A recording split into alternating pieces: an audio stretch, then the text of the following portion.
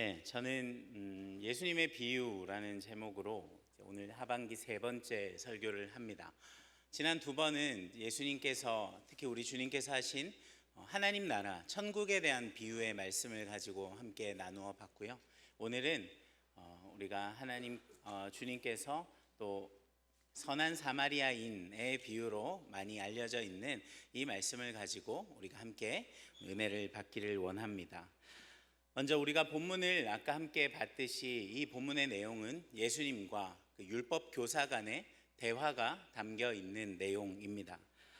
이 30절 앞의 내용을 보면 이 율법 교사는 예수님께 정말 자신이 그 대답이 궁금해서 어떤 신앙적인 질문을 가지고 있어서 예수님께 이런 질문을 한 것이 아니라는 것을 우리는 알 수 있습니다.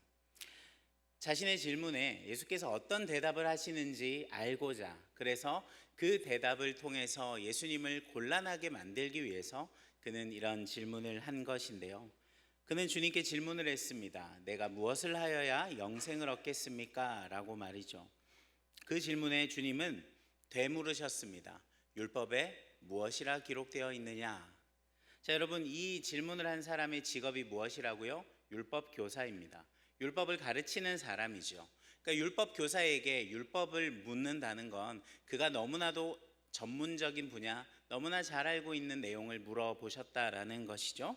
그렇기 때문에 그는 아주 자신 있게 이야기합니다. 하나님 사랑과 이웃 사랑의 계명을 바로 찾아내서 대답을 하죠. 아주 모범 답안이 정확하게 나온 것입니다. 10장 27절 이렇게 기록되어 있습니다. 대답하여 이르되 내 마음을 다하며 목숨을 다하며 힘을 다하며 뜻을 다하여 주 너의 하나님을 사랑하고 또한 내 이웃을 내 자신같이 사랑하라 하였나이다.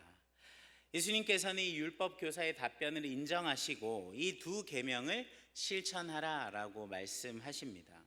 그런데 여러분, 여기까지만 보면 우리 안에 정말 여러분이 그동안 말씀을 잘 듣고 잘 훈련을 받았다면 여러분 안에 한 가지 의문이 들어야 합니다. 어떤 의문이 들어야 할까요? 율법 교사가 예수님께 무엇이라 물었습니까? 영생을 어떻게 얻습니까? 이 영생을 어떻게 얻습니까? 라는 질문은 바꾸어 말하면 어떻게 하면 구원받을 수 있습니까? 라는 이야기가 됩니다. 그런 질문에 예수님이 무엇이라 말씀하신 것입니까? 하나님을 사랑하고 이웃을 사랑하는 그 율법을 잘 지키면 영생을 얻을 수 있을 거야 라고 대답하신 것처럼 느껴지는 것이죠. 이상하지 않습니까? 구원은 예수님밖에 없다고 했는데 우리의 행위로 구원을 얻을 수 없다라고 우리는 분명히 배웠는데 예수님의 이러한 질문은 무엇입니까? 여러분, 이런 의문이 들지 않았다면 성경 공부 열심히 하셔야 됩니다. 자, 이런 의문이 우리 안에 있어야 하는 건데, 자, 예수님은 그렇다면 도대체 왜 이렇게 대답을 하신 것일까? 우리가 그것을 먼저 한번 생각해 보면 좋겠는데, 여러분, 주님의 이러한 대답은 율법의 행위를 잘 지키면 구원이 있다라고 말씀하시는 것이 아닙니다. 아까도 앞서 말씀드렸던 것처럼 이 율법 교사는 처음부터 영생의 비밀, 구원의 길을 알고자 하는 마음에 이 질문을 하지 않았던 것이죠. 자신처럼 율법 교사도 아닌, 자신은 직업적으로 말씀을 가르치는 율법 교사이지만 그런 자격도 없는 이 예수라는 사람이 사람들에게 말씀을 가르치는 것이 마음에 들지 않는 것이죠. 그러니까 예수님께 영생에 대한 질문을 함으로써 그분을 좀 당혹해. 그래서 저 사람이 제대로 배움이 없는 사람이야. 저 사람의 바닥을 좀 드러내고 싶은 마음에 이런 질문을 한 것이죠. 그렇기 때문에 예수님도 그의 질문에, 그가 원하는 바에 대한 질문에 답을 주시지 않고 그의 위선을 드러내고자 질문을 던진 그의 생각을 먼저 물으시고 네가 그것을 안다면 그렇게 살아야지 라고 말씀하시는 것입니다. 네 생각이 옳다면 그렇게 살아. 이런 예수님의 대답에 율법교사가 어떻게 반응을 하냐면 29절 말씀을 보면 그 사람이 자기를 옳게 보이려고 예수께 여짜오되 그러면 내 이웃이 누구이니까? 자, 그는 자신이 계명대로 이웃을 사랑하는 것을 아주 잘 실천하고 있다라는 것을 또 드러내고 싶은 마음이 있었던 것 같습니다. 그래서 예수님께 이런 질문을 하는 거죠. 그렇다면 내 이웃이 누구입니까? 자, 그의 이런 질문에 예수님께서는 오늘 우리가 함께 읽은 이 본문의 비유로 대답을 대신하신 것입니다. 비유의 내용을 우리가 한번 살펴보겠습니다. 어떤 사람이 예루살렘에서 여리고로 내려가려다가 강도를 만났습니다. 강도들은 그의 옷을 벗기고 구타하고 거의 반주검 상태로 그를 내버려 두고 떠났습니다. 실제로 당시에도 예루살렘에서 여리고로 가는 길은 아주 위험한 길로 실제 강도들이 자주 출몰했다라는 기록이 있습니다. 그리고 그때 제사장이 예루살렘에서 여리고를 향해 가는 길에 강도 만난 사람을 보았습니다. 그를 본 제사장이 어떻게 행동을 합니까? 그를 보고 피하여 지나가 버립니다. 자, 그리고 이어서 한 레위인이 또 그곳을 지나가게 되었습니다. 그 역시 어떻게 합니까? 강도당한 사람을 보고 못 본 척 지나가는 것이죠. 자, 여러분, 강도당해 죽어가는 사람을 못 본 척 지나가 버리는 제사장과 이 레위인은 어떤 사람들입니까? 그들은 유대인들 중에서도 아주 존경받는 종교 지도자들에 해당하는 사람들이었다라는 것 여러분 알고 계시죠? 하나님께서 우리를 택하셨다. 이 유대 백성들에게 있던 선민 사상, 또 하나님께서 택하신 백성들에게 주신 이 구약의 율법을 완전하게 이해하고 그 율법을 온전히 지키는 것을 삶의 큰 자부심으로 여기고 살았던 사람들이 바로 이 제사장이고 레위인들이었던 것이죠. 여러분, 하나님이 구약의 이스라엘 백성에게 주신 율법의 핵심이 무엇입니까? 본문에서 우리 주님께 질문했던 율법 교사의 대답처럼 하나님을 사랑하고 이웃을 사랑하는 것이죠. 그런데 이 비유에 등장하는 제사장과 레위인은 그 율법을 제대로 지킨 것이 맞습니까? 어쩌면 그 두 사람은 강도당에 있는 그 사람을 쳐다보면서 그는 나의 이웃이 아니다 라고 생각했을지 모르겠습니다. 그러니 그냥 지나가 버린 것이죠. 자, 그러던 중에 어떤 사마리아 사람이 그곳을 지나게 되었습니다. 그는 죽어가는 사람을 보고 깜짝 놀랐고 그를 불쌍히 여겼습니다. 기름과 포도주를 바르고 붕대로 상처를 싸매고 응급처치를 한 이후에 그를 가까운 여관으로 데리고 갔습니다. 그리고 다음날 그는 여관 주인에게 2데나리온을 주면서 이 피해 입은 사람을 돌보아 줄 것을 부탁하죠.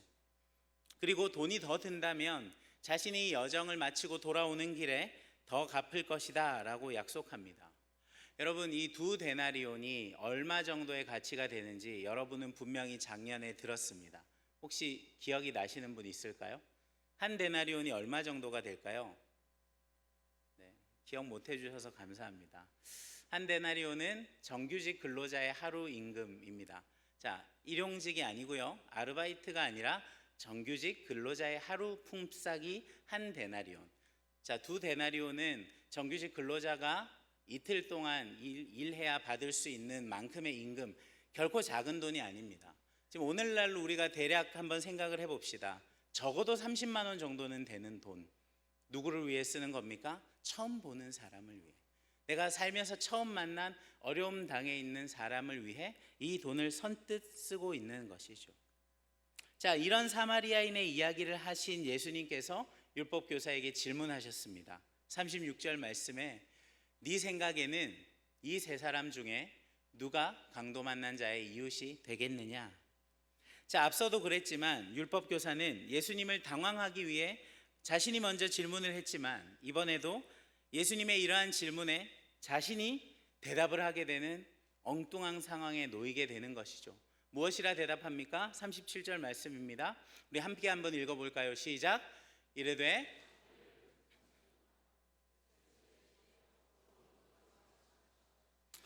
예수님의 질문에 그가 무엇이라 대답합니까? 누가 강도 만난 자의 이웃이냐? 제사장이냐? 레위인이냐? 사마리아인이냐를 물으셨는데 그가 무엇이라 대답하냐면 자비를 베푼 자라고 이야기를 합니다. 여러분, 이게 중요한 의미가 있습니다. 우리가 왜 그가 이런 대답을 했을까를 이해하기 위해서는 먼저 이 이스라엘과 사마리아의 관계가 어떠했는지, 그 민족들이 서로를 어떻게 생각하고 있었는지를 좀 알아야 합니다. 그 배경에 대한 설명을 잠깐 해드리면, 예수님 당시에 이 유대인들은 이 사마리아 사람들을 아주 부정적으로 생각하고 그들과 깊은 갈등을 겪고 있었습니다. 말도 걸지 않았습니다. 그러니까 예수님의 이야기에서 예수님이 사마리아 여인을 만나셨을 때 그 여인은 아무도 없는 뜨거운 한낮에 물을 기르러 온 것이죠. 유대인들은 사마리아 사람들과 말도 섞지 않고 사람 취급하지 않았거든요. 이 갈등의 배경에는 종교적, 역사적, 그리고 문화적인 다양한 이유들이 있는데, 이 유대인들과 사마리아인의 갈등은 기원전 8세기 한참 전으로 올라가야 합니다. 이스라엘 왕국이 북이스라엘과 남유다로 분열되어 있었습니다. 아시죠? 그리고 북이스라엘은 이 아수르라는 나라에 의해서 정복되었습니다. 그리고 이 아수르는 북이스라엘의 주민들을 포로로 잡아갔고요, 이 지역에 다른 민족들을 이주시켰습니다. 그러니까 어떻게 됩니까? 혼혈 민족이 형성이 되게 되겠죠. 이스라엘 안에는 자신들이 이 아브라함 때부터 시작된 한 혈통이다라는 그 자부심이 있었는데, 마치 우리나라가 이전에 그래 왔던 것처럼 우리는 한 민족이다라는 자부심이 있었는데, 그것이 섞이게 된 겁니다.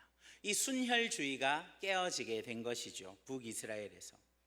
이러한 혼혈 민족들이 사마리아인들의 조상이 되어 가기 시작하는 겁니다. 그러니까 남유다에 남은 유대인들은 이런 혼혈과 이방 종교의 혼합을 자신들의 순수한 이 유대교의 신앙을 오염시키는 사람들로 본 것이죠. 그렇기 때문에 유대인들은 사마리아 사람들과의 접촉을 피했고 그들과 교류하지 않았습니다. 그 지역을 지나가야 할 때는 일부러 먼 길을 돌아가기도 했습니다. 그 땅을 밟는 것만으로도 부정해진다라고 생각했기 때문이죠. 그러니 그들과 함께 식사하는 것 말도 안 되는 것이죠. 유대인들은 사마리아인들을 이방인보다 못한 자들로 간주해버린 것입니다. 그렇게 그들을 무시하고 경멸해 왔죠. 이러한 배경에서 예수님께서 선한 사람의 비유를 드셨는데, 그 선한 일을 한 사람이 누굽니까? 사마리아인이라고요. 당시 유대 사람들에게 사마리아인은 선한 일을 할 가능성이 전혀 없는 사람으로 생각되어 왔습니다.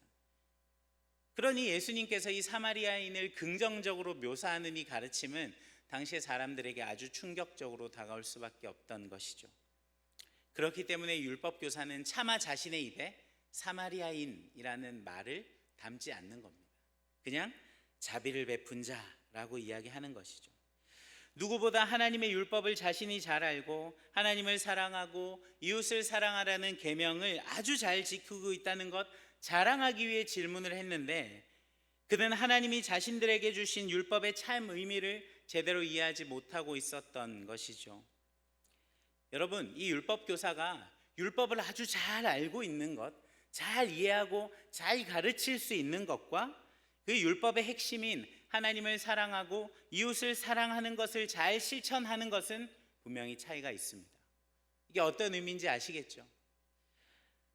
그는 이웃을 향한 사랑을 강조한 율법의 내용은 알고 있었습니다. 그렇지만 사마리아 사람을 미워했고 그들을 이방인보다 못한 자로 간주하고 있었던 것이죠. 그가 행했던 이웃 사랑은 아주 제한적이었고 아주 선택적이었습니다. 그런 그에게 예수님은 가서 너도 이와 같이 하라 라고 말씀하시는 것이죠. 예수님께서 그들이 당시 유대인들이 어떤 삶을 살았는지 모르실 리가 없지요. 그렇기 때문에 자신들이 율법에 능통하고 율법을 잘 지키고 있다라고 생각했던 그들의 생각을 뒤집어 버리시고, 이것이 정답이고 이것이 맞다라고 너희 입으로 생각한다면 너희도 가서 그렇게 살아 라고 말씀하시는 것이죠. 처음 율법교사는 예수님을 향해서 누가 자신의 이웃인가에 대해 질문을 했습니다. 기억나시죠? 그렇기에 이 율법교사의 질문에 초점을 맞춘다면 여러분, 비유에 등장한 강도당한 사람이 어떤 사람인가에 대한 설명이 나와야 하지 않겠습니까? 그런데 성경은, 그리고 우리 주님은 그 사람이 어떤 사람인지에 대해서 아무 관심이 없습니다. 어떠한 설명도 없습니다. 그가 사마리아인이었는지, 그가 유대인이었는지, 혹은 그가 로마인이었는지, 그가 부자였는지 가난한 거지였는지 어떤 언급도 없습니다. 예를 들어 그가 사마리아인이었다라고 생각해 보십시오. 당시 제사장과 레위인들이 그를 거들떠보지도 않을 것 분명합니다. 그런데 예수님은 그 강도당한 자가 어떤 사람이었는지에 대해 설명하지 않으십니다. 그리고 그의 질문을 고쳐서 누구든지 우리의 이웃으로 규정해야 한다라는 사실을 보여주시는 것이죠. 율법교사는 자신의 선한 행위를 받을 만한 자격을 갖춘 대상이 누구인지를 예수님께 물은 것입니다.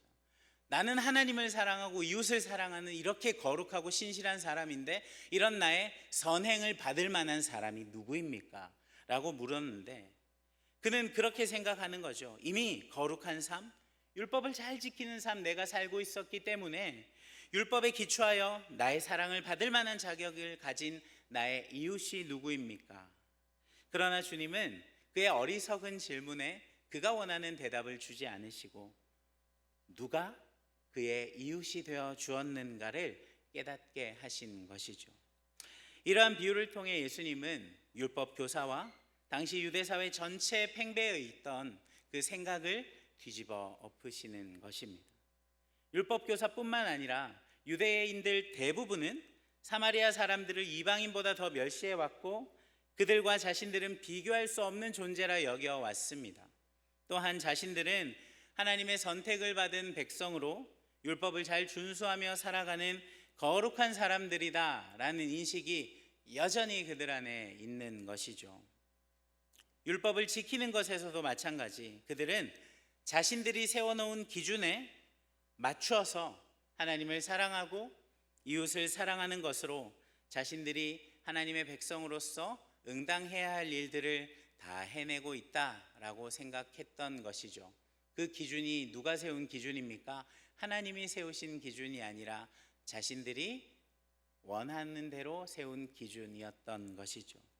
그러나 주님은 하나님 사랑과 이웃 사랑에 대한 이들의 잘못된 관점을 바로잡아주고 계시는 것입니다.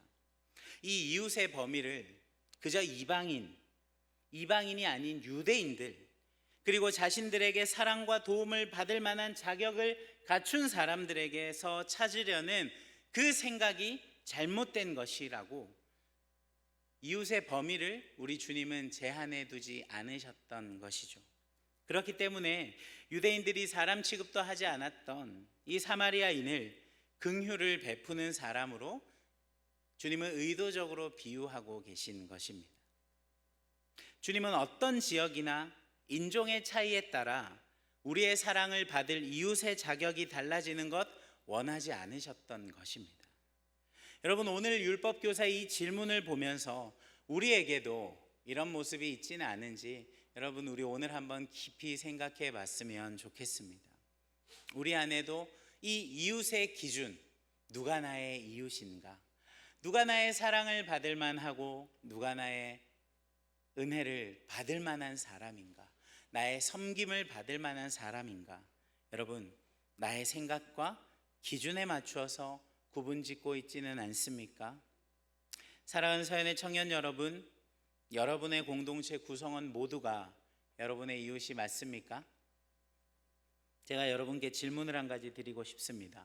여러분, 하나님을 사랑하십니까? 이것밖에 안 사랑하시는군요. 다시 한번 묻습니다. 하나님 사랑하십니까? 예. 여러분, 하나님을 사랑하고 또 이웃을 사랑하라 하신, 그렇다면 그 주님의 명령에 순종하고 계십니까? 대답이 더 작아지죠. 그렇죠? 왜 그럴까요? 자신이 없는 겁니다. 우리도 우리를 너무 잘 알기 때문입니다. 내가 내 개인과 하나님과의 관계에 있어서 나는 하나님을 너무너무 사랑할 수 있고 그 하나님을 너무 뜨겁게 예배할 수 있고 하나님의 말씀을 몇 시간이고 읽고 몇 시간이고 기도하는 것 얼마든지 하겠는데 요즘 시대를 살아가는 우리에게 가장 어려운 것은 어쩌면 이 이웃사랑이 아닌가 생각해 봅니다. 공동체 안에 있는 사람 하나 우리가 사랑해내기 어렵고 버거워하는 그런 시대. 왜 사람들이 결혼을 점점 하지 않으려 할까요? 물론 살기 힘들고 집 마련하기 힘들고 당연하죠. 근데 여러분, 많은 사람들이 더 많이 이혼하고 가정이 깨어지는 것, 결국에 무엇을 포기하게 되는 겁니까? 그 한 사람 끝까지 사랑해내는 것을 포기하게 되는 것입니다. 시대는 그렇게 흘러가는 것 같아요. 예수님을 사랑하고 내 개인의 신앙생활 정말 잘할 수 있는데 이게 너무 힘든 겁니다. 나와 맞지 않는 사람들과 대화를 해야 하고 나눔을 해야 하고 나를 너무나 화나게 하고 열받게 하는 사람을 때로는 참아내야 하고 도대체 언제까지 참아야 하는지, 그런 것들이 우리를 너무 힘들게 만드는 것이죠. 그러나 여러분, 오늘 이 율법 교사와 예수님의 질문에서 우리를 한번 다시 대입을 해봅시다. 이러한 우리의 생각들이 끊임없이 나의 사랑과 섬김을 받을 만한 사람을 골라서 내가 사랑하고, 그렇지 않은 사람은 마치 유대인들이 사마리아인을 대하는 것처럼 말도 하지 않고 쳐다도 보지 않고 그렇게 행동하고 있지는 않습니까? 여러분, 제 질문이 잘못되었을까요? 제가 여러분을 잘못 이해하고 있는 것이기를 저는 간절히 바랍니다. 여러분은 나와 맞지 않는 사람도 끝까지 사랑할 수 있고 정말 마음을 다해서 서로를 사랑으로 품어낼 수 있는 이웃사랑을 삶에서 정말 온전히 실천해내고 있는 사람인데, 제가 여러분을 똑바로 파악하고 있지 못하는 것이기를 간절히 바랍니다. 그런데 사랑하는 여러분, 주님께서 우리에게 이 명령을 주시고 이 비유를 말씀하실 때에 너의 이웃은 너의 말 잘 들어주고 너를 화나게 하지 않고 너의 뜻을 잘 이해해 주는 그런 사람이 너의 이웃이야, 너는 그런 사람들을 사랑하면 돼 라고 주님 우리에게 말씀하지 않으셨다라는 거죠. 그 친구들에게만 잘하고 사랑을 베풀어, 그렇지 않습니다. 또한 함께 예수 믿는 사람들만이 너의 이웃이다. 그들이 아닌 종교도 다르고 대학도 다르고 너와 많이 같이 다른 사람들, 그들은 너의 사랑과 섬김을 받을 자격 없으니 신경 쓰지 않아도 돼. 여러분, 주님 이렇게 말씀하지 않으신다라는 것이죠. 질문합니다. 누가 우리의 이웃입니까? 이 이웃의 경계는 우리가 나누는 것이 아닙니다. 우리가 임의로 지정하는 것 아닙니다.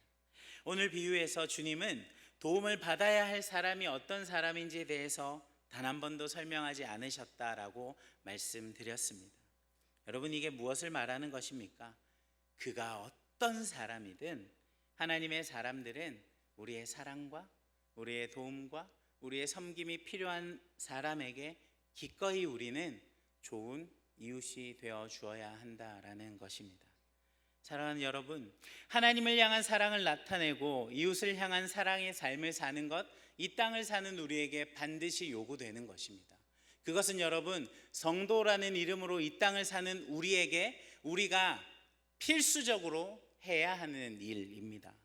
선택이 아니라 필수입니다. 그리고 그 사랑을 실천할 대상도 내가 선택하는 것 아닙니다. 나에게 가까운 사람, 나와 친한 사람을 향해 이웃의 사랑을 베푸는 것, 여러분, 그건요 신앙이 없는 사람도 할 수 있는 일입니다. 그런 선행을 베푸는 것, 예수 믿지 않는 사람들도 얼마든지 할 수 있는 것입니다. 우리의 다름은 그런 데서 드러나지 않는다라는 것 여러분 기억하십시오. 우리는 세상과 달라야 하는데 우리의 다름은 그들과 똑같이 나와 가깝고 나를 편하게 해주는 사람만 사랑하면 그건 세상과 다를 게 없는 것입니다. 하나님의 백성들이 보여줄 수 있는 다름은 어디에 있습니까? 여러분, 우리의 기준을 어디에 맞추어야 하는지 잘 생각하십시오. 세상보다 조금 거룩하고 세상보다 조금 더 사람을 사랑하며 사는 것, 세상보다 조금 더 참아주는 것, 여러분, 그것이 온전한 성도의 삶이다, 그렇게 생각해서는 안 되는 것이죠. 우리가 수련회 때도 말씀을 나누었지만 거룩한 삶, 구별된 삶이란 그저 그런 선에서 만들어지는 것이 아니라, 여러분 기억하십시오. 우리의 기준이 어디에 맞추어져 있어야 합니까? 바로 우리 구주 예수 그리스도이십니다. 우리 주님 어떻게 사랑하셨습니까? 그분이 사랑한 대상이 누구이십니까? 모든 인간이었습니다. 그가 어떤 존재든, 어떤 죄를 범했고, 그가 어떤 능력을 가졌고, 그가 어떤 배경을 가지고 있고, 우리 주님 그런 것 아무 상관없이 병든 자인지, 그가 가난한 자인지, 부유한 자인지, 그가 누구를 믿는 자인지 구별하지 않으시고 우리 주님 그 모두를 위하여 이 땅에 오셔서 그 모두를 사랑하심으로 십자가 달려 죽으신 것이죠. 여러분 기억하십시오.